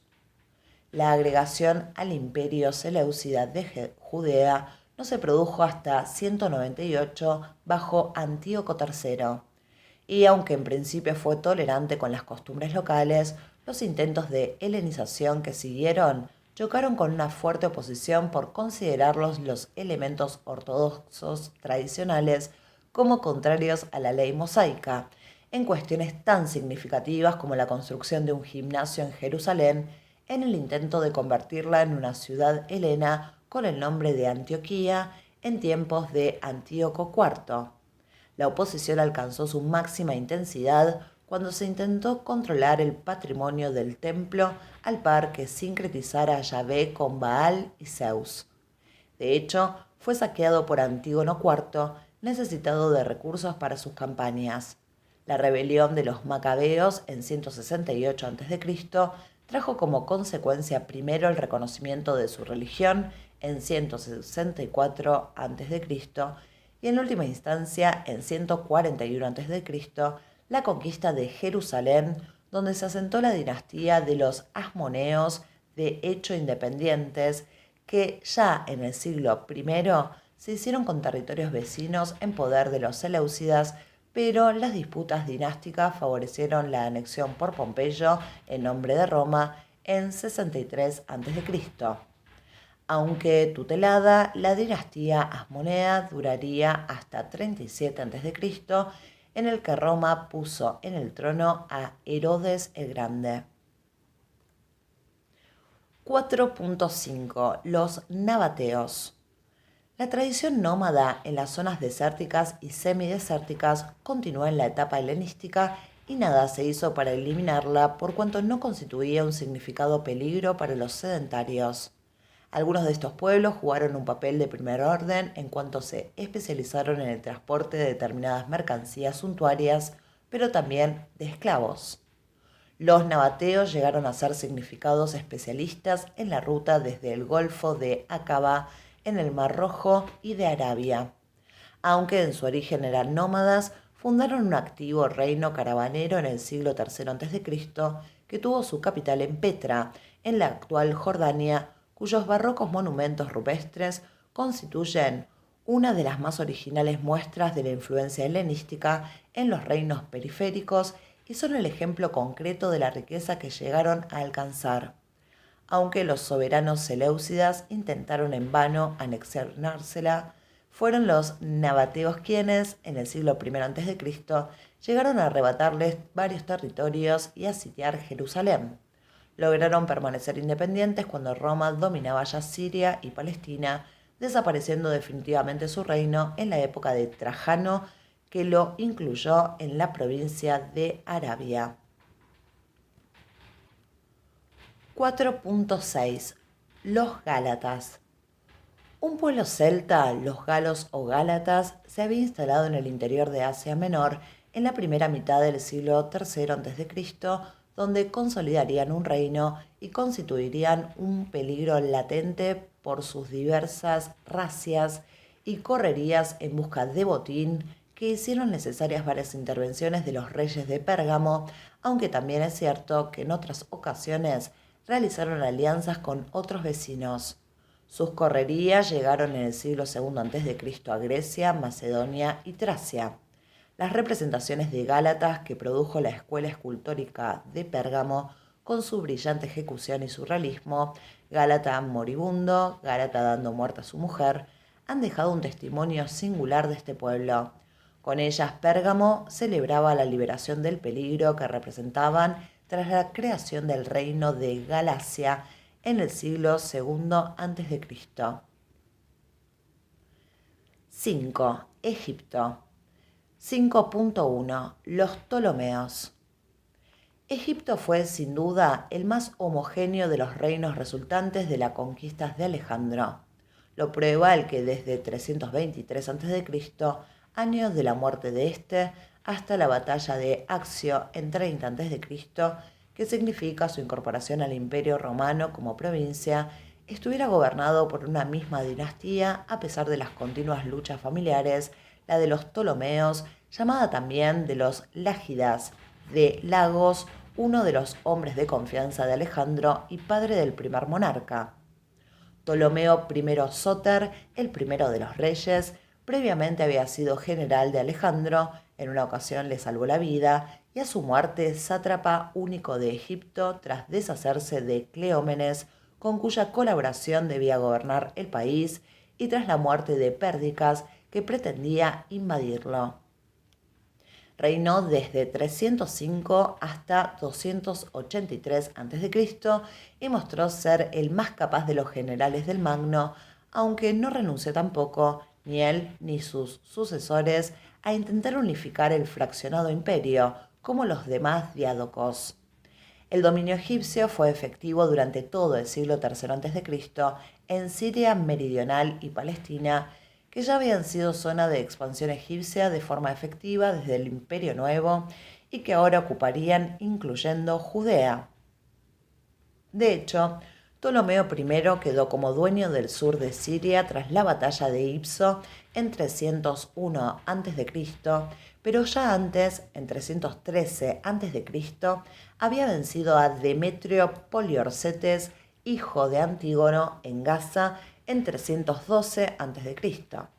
La expansión afectó también a Asia Menor y a la isla de Chipre, en cuyas costas había sufrido una derrota naval ante Demetrio Poliorcetes en 306 a.C. Chipre estuvo bajo control egipcio hasta casi el meridiano del siglo I. Igual ocurrió con los territorios al oeste, en Libia, cuya parte costera helenizada, la Cirenaica, colonizada en época arcaica, estuvo en su poder hasta unos pocos años después que el sur sirio. Por otra parte, destaca también su intervención en asuntos de la propia Grecia y Macedonia, donde su influencia fue notable. En lo que respecta al país del Nilo estricto, el reinado del primer Ptolomeo fue pacífico, como pacífica había sido su conquista por Alejandro. Patrocinó en Alejandría la biblioteca y el museo, propiciando también desde ella el culto de Serapis, y realizó también notables construcciones en Filé. Respetuoso con las tradiciones locales, por convencimiento o conveniencia, se considera el iniciador de un intento de compenetración entre lo egipcio y lo greco-macedonio, que seguirían sus sucesores, que no tiene su equivalente en el reino seleucida. Tiene algo de cierto, pero también lo es, volvemos a recordarlo, que ningún Ptolomeo, a excepción de Cleopatra VII, hablaba la lengua egipcia. No obstante, ya con el primer Ptolomeo Manetón, escribe su Historia de Egipto, dedicada a Ptolomeo II, donde, utilizando fuentes de primera mano, nos relata las dinastías del Antiguo Egipto, desde la primera hasta la 31ª, y que ha servido de base para las divisiones en periodos por los modernos investigadores. Su hijo y sucesor Ptolomeo II Filadelfo, 285 al 246 a.C., ocupó su lugar tras ser enviado al exilio Ptolomeo Queraunos, hijo de la primera esposa real, y haber sido asociado al trono por su padre.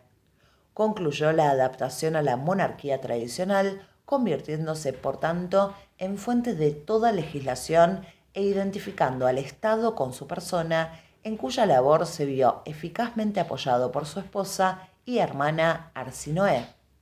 Tras la muerte de Seleuco, intervino en Siria y en el Egeo, consecuencia de lo cual fue la alianza en su contra de Antíoco I y Magas de Cirene, pero llegó a un acuerdo con el primero que casaría con una hija suya. Ello significó que quedaran para Egipto zonas de Siria y de Asia Menor. Fue además el primer rey que firmó un tratado con Roma, si bien de tipo comercial, en 273 a.C., y artífice de obras públicas de envergadura, como la construcción del Faro de Alejandría y el acondicionamiento del canal, antecedente del contemporáneo de Suez, que unía el Mediterráneo con el Mar Rojo. Le sucedió su hijo Ptolomeo III Evérgetes, 246 al 221 a.C., que logró arrebatar territorios a los seleucidas, interviniendo con su flota en Asia Menor y llegando en una incursión hasta el Éufrates, al defender los intereses del heredero de su hermana Berenice, aunque se trató de una conquista efímera. Su intento en Asia Menor y Tracia tuvo mejor suerte, consolidando su posesión. Como consecuencia de su matrimonio con Berenice de Cirene, selló una federación entre Egipto y el vecino del oeste. Se conviene que comenzó la decadencia del Egipto lágida bajo Ptolomeo IV Filopator, 221-205 a.C. De carácter cruel, posiblemente envenenó a su padre y desde luego hizo matar a varios familiares, entre los cuales a su propia esposa y a su hermana, siendo influido por su amante Agatoclea y sobre todo por su ministro Sosibio. La nueva situación fue aprovechada por Antíoco III de Siria, provocando diversas rebeliones en las posesiones asiáticas de Egipto y conquistando personalmente algunos territorios, aunque fue vencido en Rafia en 217 a.C. y se restableció la contestada autoridad egipcia en ellos. Ptolomeo V Epifanes, 205-181 a.C., accedió muy joven al trono, rodeado de ministros corruptos que hicieron asesinar a la reina madre Arsinoe. Su debilidad fue aprovechada por Antíoco de Siria y Filipo de Macedonia, que se aliaron contra Egipto, al que arrebataron sus posesiones asiáticas en 202 a.C. y posteriormente por Seleuco III, que se adueñó de toda Siria en 200 a.C. y de Palestina en 198 a.C. Su juventud y falta de autoridad facilitó que sus ministros siguieran siendo los auténticos dueños del país al que gobernaron arbitrariamente. Ante ello, se produjeron revueltas populares que fueron duramente reprimidas por mercenarios griegos. En 196 a.C., los principales sacerdotes del país, los de Menfis, le homenajearon en la conocida Piedra de Rosetta, el documento bilingüe clave a partir del cual Champollion dio con la clave del desciframiento del jeroglífico egipcio en el siglo XIX. En 193 a.C., desposó a una hija de Antíoco, recuperando como dote algunos territorios asiáticos. Durante su reinado, de nuevo hubo un acercamiento a Roma pidiendo la protección del Senado. Al poco moriría envenenado. Su hijo Ptolomeo VI Filometro, 180-145 a.C., sucedió al anterior, siendo un niño, ejerciendo la regencia su madre, hija de Seleuco III, que hubo de hacer frente a la política expansiva de Antíoco IV. Epifanes, que llegó a invadir Egipto en 170 a.C. El joven Ptolomeo fue apresado al intentar la huida.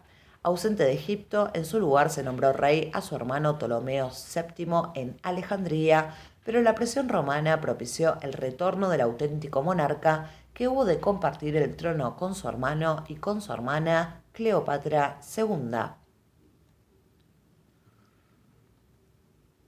La nueva situación no hizo desistir a Antíoco de un nuevo intento de invasión, 2 años después del anterior, abortado una vez más por Roma. De nuevo su hermano intentó hacerse con el trono en exclusiva y de nuevo hubo de huir. Otra vez más, la intervención de Roma propició su regreso, quedando Ptolomeo VII como rey de Cirenaica. Murió en Siria a consecuencia de acciones militares. En su época quedó meridianamente claro el papel arbitral de Roma en los asuntos de Oriente y fue una auténtica valedora de los intereses egipcios, que en realidad eran también los suyos desde que, en tiempos de Ptolomeo II, había tomado cuerpo el primer tratado entre ambas. Oficialmente Egipto seguía no obstante siendo independiente, pero el país era escenario de guerras civiles y luchas dinásticas que continuarán hasta el reinado de la última reina, Cleopatra VII. Cuando Roma situó en el trono de la Cirenaica a Ptolomeo VII, lo hizo con la salvedad de que el reino pasara a sus manos si moría sin descendencia, pero retornó a Egipto a la muerte de su hermano y casó con su hermana Cleopatra II, viuda a su vez de su hermano, al par que intentaba expulsar al heredero Ptolomeo Eupator. A pesar de su poco ortodoxo comportamiento político, su reinado, que duró hasta 116 a.C., se caracterizó por una estimable administración y una no menor reconstrucción del país. Por otro lado, la Cirenaica sería regida por Ptolomeo IX Apión, débil de carácter, que ofreció su reino a Roma, lo que no fue aceptado por el Senado. También débiles de carácter y bajo la tutela romana estuvieron los posteriores reyes de Egipto, envueltos además en las luchas familiares por el poder, abundantes en episodios sórdidos y sangrientos hasta la intervención de Pompeyo y después de César en los asuntos de Oriente y la definitiva anexión del país por Augusto tras la batalla de Accio en 30.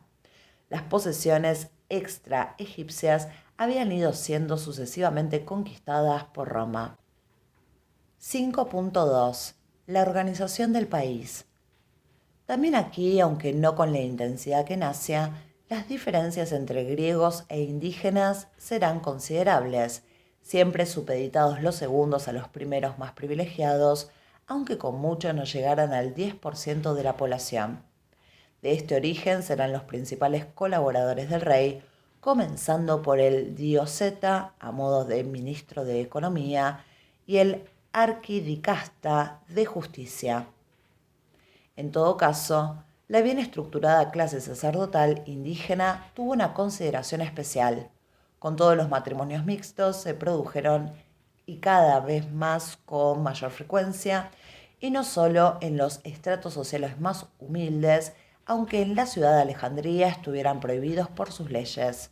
Aparte de ello, la tradicional burocracia de un viejo estado centralizado como era Egipto fue adoptada sin grandes cambios por los Ptolomeos, lo que significaba una organización o una organizada tributación que garantizaba los recursos reales. El nomos, será la organización territorial básica. Los nomos en realidad no son sino la versión griega de los separ o provincias en que aparece dividido el país desde tiempos del Imperio Antiguo. El territorio de cada uno, extenso, incluía una ciudad cabecera que era la capital. Su número varió en diversos momentos, oscilando en la época tolemaica entre 30 y 50. Al frente de cada nomo se encontraba el nomarca o gobernador y el jefe militar o estrategos, del que dependían subalternos que se encargaban de los diversos aspectos de la administración. Aparecía subdividido en unidades territoriales más pequeñas o topoi, y estas a su vez en comai o aldeas. Se trataba de algo similar en suma a los que entre los seleucidas fueron la satrapía, la eparquía y la hiparquía. En el caso egipcio se trataba del mantenimiento de una tradición muy antigua, mientras en Asia derivaba del imperio persa. 5.3. Economía. En el terreno económico, como en otros aspectos, el peso de su larga tradición se dejó sentir. El país, que pasaba por ser el más rico de la antigüedad, era deficitario de diversos productos no solo suntuarios, sino tan básicos como los metales o la madera, lo que genera un activo comercio al que favoreció la aparición de la moneda acuñada, aunque de muchos siglos antes se usaba ya como medida de valor o como moneda en abstracto el deben de plata, que desde inicios de la XVIII dinastía se había fijado en 90 gramos y se había dividido en 10 kedet de 9 gramos. Monopolios estatales fueron el aceite, la sal, los textiles, el natrón, las minas y las canteras. Un producto tan propio como el papiro constituirá uno de los productos característicos de exportación, junto con el lino y con el grano, que no llegaron a ser estrictamente monopolio real, pero estuvieron muy controlados. En cuanto a la importación, además de los suntuarios, siguen siendo productos tan imprescindibles como la madera y los metales los que privan sobre otros tan importantes como las salazones e incluso los esclavos, que serían preferentemente domésticos, o bien se les destinaba a las minas de Nubia y de Chipre, pero también a la agricultura. Con todo, y ser muy importante el comercio, la economía gravitaba, como en cualquier país del mundo antiguo, en torno a la agricultura y la ganadería.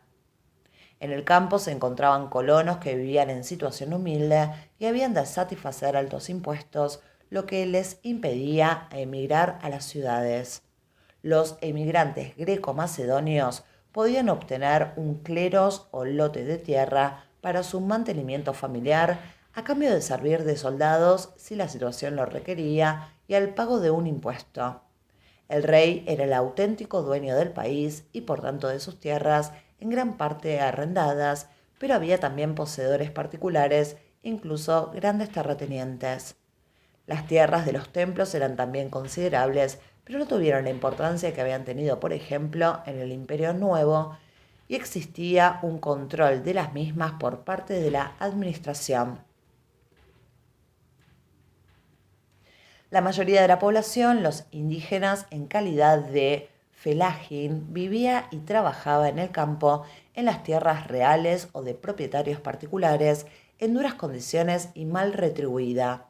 A pesar de ser los indígenas los menos beneficiados, no hay, sin embargo, constancia de rebeliones antimacedonias de entidad, salvo en la etapa final tolemaica, si bien alguna localizada la hubo. Fuerzas centrífugas las hay a lo largo de toda la más que trimilenaria historia egipcia, aunque tampoco es imposible que las revueltas, en parte al menos, hubiera que relacionarlas con las luchas internas por el poder y con las crisis económicas que no son raras en los 2 últimos siglos del período, sobre todo a partir de Ptolomeo IV. El número de campesinos indígenas era elevado, lo que hizo que la esclavitud no fuera especialmente significativa, al menos en el campo, pero tampoco estaba ausente. Por ejemplo, se sabe que el primer Ptolomeo trajo de Siria-Palestina en torno a 100.000 esclavos al país del Nilo, pero parece que la mano de obra servil se utilizó preferentemente en las minas y en las ciudades en el servicio doméstico. Continuaron y fueron objeto de mejora los antiguos sistemas de regadío, y no parece haber grandes novedades agrícolas, tampoco del todo ausentes, aunque sea de destacar la extensión de la vid, tan propia del mundo heleno desde etapas antiguas, que sin embargo no logró desbancar al consumo de cerveza tan tradicional de los egipcios. También el olivo conoció gran expansión, convirtiéndose en monopolio real, y continuaron otros cultivos oleaginosos conocidos de antiguo en el país, como el sésamo. El trigo continuó garantizando la alimentación básica. 5.4. La religión.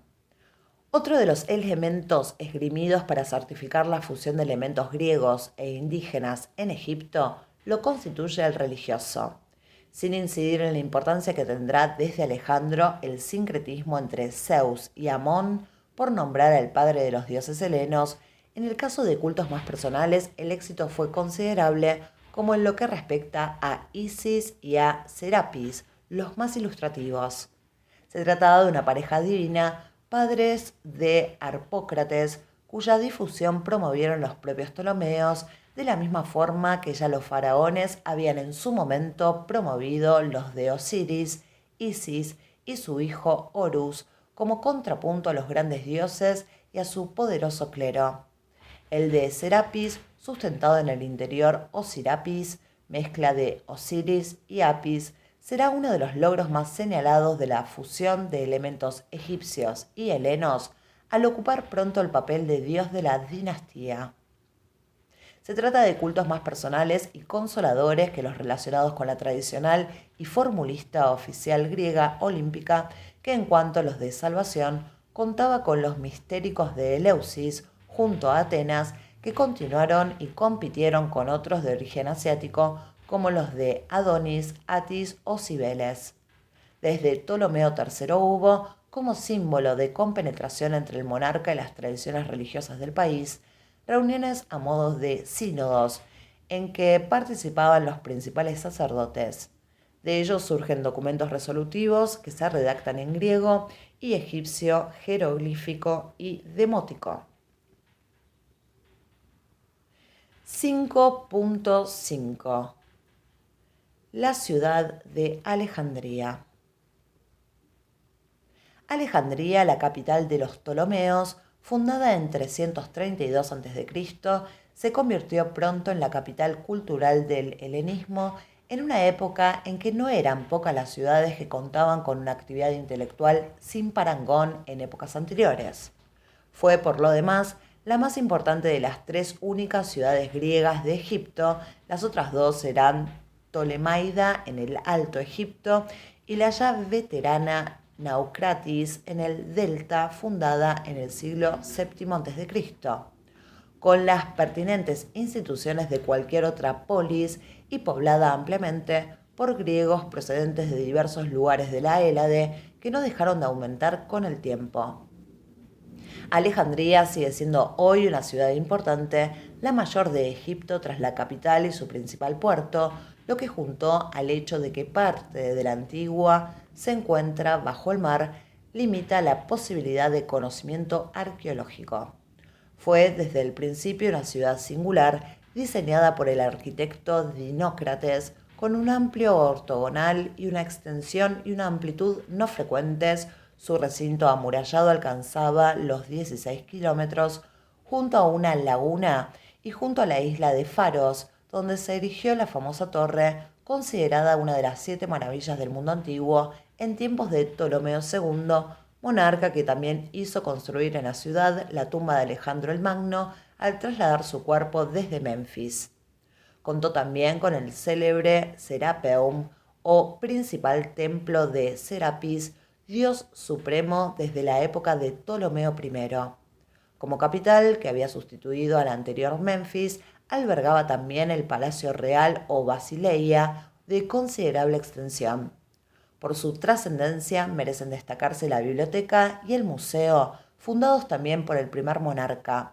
La biblioteca, destruida por un incendio en el 47 a.C., destrucción quizá magnificada y es posible que solo afectara a una parte, fue con mucho la más importante de la antigüedad y por ello la que albergaba la más destacada producción literaria anterior y contemporánea, contando como mínimo con más de 100.000 volúmenes. En el museo se cultivaban el pensamiento y las artes que se ponían al alcance del público interesado por medio de discusiones abiertas y exposiciones verbales de los propios estudiosos. Estrabón, que visitó la ciudad 25 años antes del cambio de era, nos lo describe como plenamente activo, como de hecho continuaría estándolo durante todo el Imperio Romano. La importancia de la ciudad no decayó con la conquista romana, siendo incluso durante el Alto Imperio la más importante y poblada después de Roma. Aunque la actividad constructiva y monumental tuvo en Alejandría el principal escenario, no se limitó a la misma, pues de la etapa helenística es la tradición de nuevas obras en el templo de Karnak en la antigua Tebas y la construcción de los templos de Edfu de tiempos de Ptolomeo III. Es el mejor conservado de Egipto y el mayor de los construidos por la dinastía. Dendera, construido ya a fines del siglo I bajo administración romana. Com-Ombo en el Alto Egipto y más al sur el de Amón e Isis en Debod, hoy reconstruido en Madrid de tiempos de Ptolomeo V y continuado por Ptolomeo VI. En realidad, la construcción de este último había comenzado hacia 200 a.C. por el rey de Meroé, en Nubia, aliada en ese momento de Egipto, que hubo de consentir la creación de una monarquía en un territorio que antes había sido suyo.